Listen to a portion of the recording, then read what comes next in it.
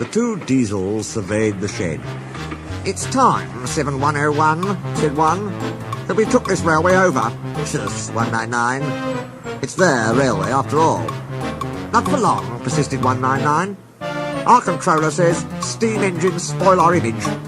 "Of course we do," snapped Duck. "We show what frauds you are. Call yourselves engines? If anything happens, you care nothing for your train. You just moan for a fitter. We bring it home, if only on one cylinder." "Nothing," boasted 199, "ever happens to us. We are reliable." Vulgar noises greeted this. "How rude," said 199. "You asked for it," growled 7101.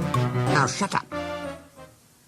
Next day, Henry was rolling home tender first. "I'm a failed engine," he mourned.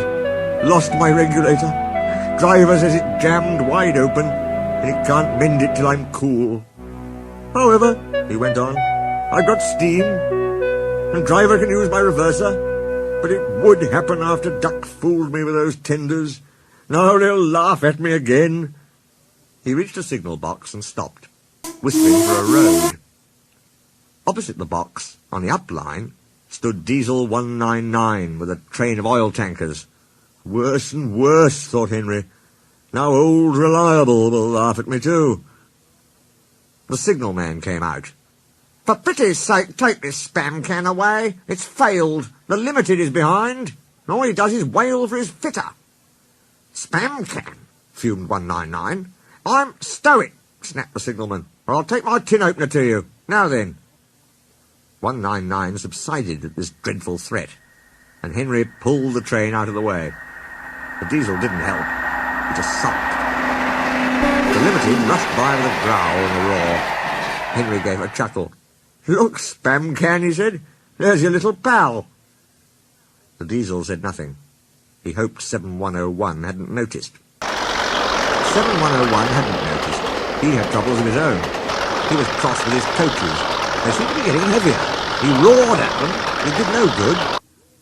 Engines have a pump called an ejector, which draws air out of the train's brake pipes to keep the brakes off. If it fails, air leaks in and the brakes come on, gently at first, then harder and harder. 7101's ejector failed. The brakes were already leaking on while he passed Henry. He struggled on for half a mile before being brought to a stand, growling furiously, unable to move a wheel. "Well, well, well. Did you hear what signalman said? I thought they'd be laughing at me," chuckled Henry. "Now the joke's on them."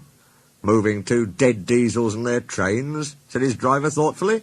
"That's no joke for a failed engine. Do you think you can do it?" "I'll have a good try," said Henry with spirit.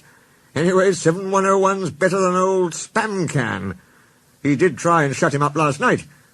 "Come on then," said his driver. "We mustn't keep the passengers waiting." "Get moving, you!" Henry muffled the sulky diesel into motion and started to the rescue. Henry gently buffered up to the express. While the two drivers talked, his father joined his front brake pipe to the coaches. "It's better than we thought, Henry," said his driver. "The diesel can pull if we keep the brakes off. So the only weight we'll have is spam can's goods." "Oh," said Henry. "That's a mercy." He was, by now, feeling rather puffed. "Poop, poop, poop, poop. Are you ready?" tooted 7101. "Peep, peep, peep, peep. Yes, I am," whistled Henry. So with 7101 growling in front, and Henry gamely puffing in the middle, the long cavalcade set out for the next big station. Donald and Flying Scotsman were waiting. They cheered as Henry puffed past. He braked the coaches thankfully.